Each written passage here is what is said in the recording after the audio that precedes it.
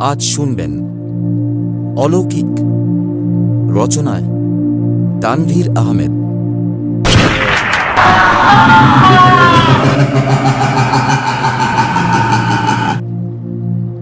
আমি তানভীর আহমেদ, পেশায় একজন লেখক। তবে অন্যদের মতো প্রেম ভালোবাসা বা সামাজিক টানাপোড়েনের গল্প লিখি না আমি। আমার কলম চলে শুধু অন্ধকারের পেছনে লুকিয়ে থাকা অজানা অলৌকিক জগৎকে নিয়ে। আমি ভূতের গল্প লিখি, তবে গল্প নয়, বলা ভালো, অভিজ্ঞতা। কারণ আমার লেখা প্রতিটি শব্দ, প্রতিটি বাক্য আসলে সত্যি ঘটে যাওয়া ভয়াবহ এক একটি রাতের বর্ণনা। আজ যে অভিজ্ঞতার কথা লিখতে বসেছি তা ঠিক আজকের নয়, 2 বছর আগের এক ভয়াল রাত। আজও চোখ বন্ধ করলেই স্পষ্ট দেখতে পাই সেই রাতের অন্ধকার, সেই ঠান্ডা বাতাসে ভেসে আসা কঙ্কালের গন্ধ, আর সেই রক্তমাখা বিশাল হাত। ঘটনাটি ঘটেছিল গাজীপুর থেকে ঈশ্বরদী ফেরার পথে। সেদিন রাতে ঢাকায় একটা সাহিত্য অনুষ্ঠানে গিয়েছিলাম। অনুষ্ঠান শেষে ভোরে ট্রেন ধরার সুযোগ ছিল, কিন্তু ভ্যাপসা গরমে ক্লান্ত হয়ে পড়েছিলাম। তাই ঝুঁকি নিয়েই একটা মাইক্রোবাস ভাড়া করে রাতেই রওনা দিলাম ঈশ্বরদীর উদ্দেশ্যে। ড্রাইভারের নাম ছিল শামসু। মাঝবয়সী, গায়ে পাঞ্জাবি, হাতে তসবি। রাত প্রায় 1:30। চারপাশে নিস্তব্ধতা, কেবল গাছের ফাঁকে ফাঁকে জোনাকির ঝিকিমিকি আলো।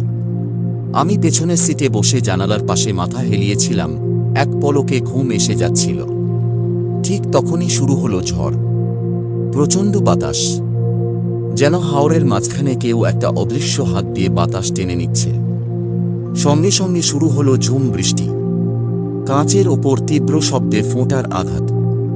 ড্রাইভার বলল, ভাই, এই ঝড়ে গাড়ি চালানো কঠিন হবে, একটু জঙ্গলের ধারে দাঁড়াই। আমি কিছু বলার আগেই সে রাস্তার ডান পাশে গাড়িটা দাঁড় করিয়ে দিল। সামনেই একটানা বনের মতো জঙ্গল, যার ভেতর কিছুই দেখা যায় না। আমি জানালা দিয়ে তাকিয়ে আছি। হঠাৎ বিকট শব্দে একটা গাছের ডাল ভেঙে পড়ল গাড়ির সামনে।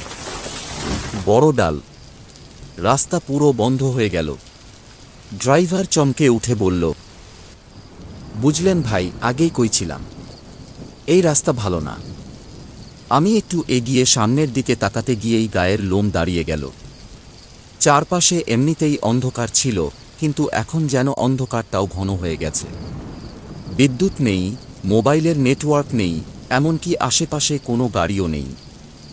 আমরা অপেক্ষা করছিলাম। মিনিট 10 কেটে গেছে।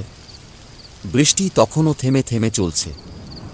আমি গাড়ির ভেতরে বসে শুধু বৃষ্টি আর পাতা ঝরে পড়ার শব্দ শুনছি। ঠিক তখনই একটা শব্দ।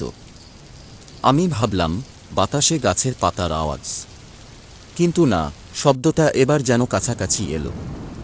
মাথা উঁচু করতেই দেখলাম অন্ধকারের মাঝে কিছু একটা আসছে, কিন্তু সেটা হাঁটছে না, সেটা ভাসছে। একটা বিশাল অস্বাভাবিক আকারের কিছু একটা বাতাসের মধ্যে দিয়ে মৃদু আলোয় ধীরে ধীরে এগিয়ে আসছে আমাদের গাড়ির দিকে। আমি চিৎকার করে উঠলাম, শামসু ভাই, ওইটা কি? ড্রাইভার তখনও সামনে তাকিয়ে, সে বিস্ময়ে তাকিয়ে থেকেছে। আর আমি দেখলাম একটা দৈত্যাকার কঙ্কালের হাত, বিশাল লম্বা, যেন কোন দানবের হাত।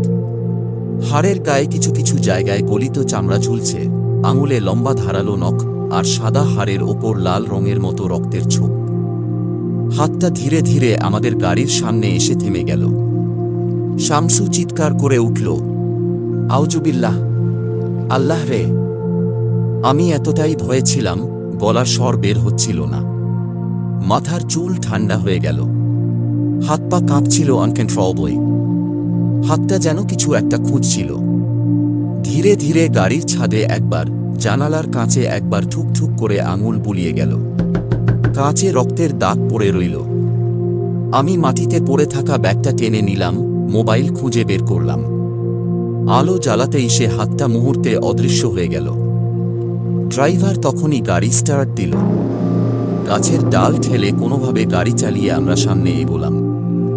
সারা পথ ড্রাইভারের মুখ শুকিয়ে গিয়েছিল, আর আমার মাথায় ঘুরছিল সেই বিশাল রক্তমাখা হাত। ঈশ্বরদী পৌঁছে আমি ড্রাইভারকে জিজ্ঞেস করলাম, আপনি এমন আগে কখনো দেখেছেন? ভাই, এই রাস্তায় আগে একজন হাড় গিলারা পাগল মরছিল। শুনছি মরার পরে নাকি তার আত্মা এখানে ঘুরে বেড়ায়, যারে পায় তারে তুলে নেয়। আমি কিছু বললাম না, শুধু আকাশের দিকে তাকালাম। তখনও অন্ধকার। আমার লেখা প্রতিটি ভয়ঙ্কর গল্পের পেছনে যে সত্যি অভিজ্ঞতা লুকিয়ে আছে, এটা তার প্রমাণ। আমি আজও ওই বিশাল রক্তমাখা হাত ভুলতে পারিনি। এটা শুধু ভয় ছিল না, এটা ছিল অলৌকিক ভয়ঙ্কর।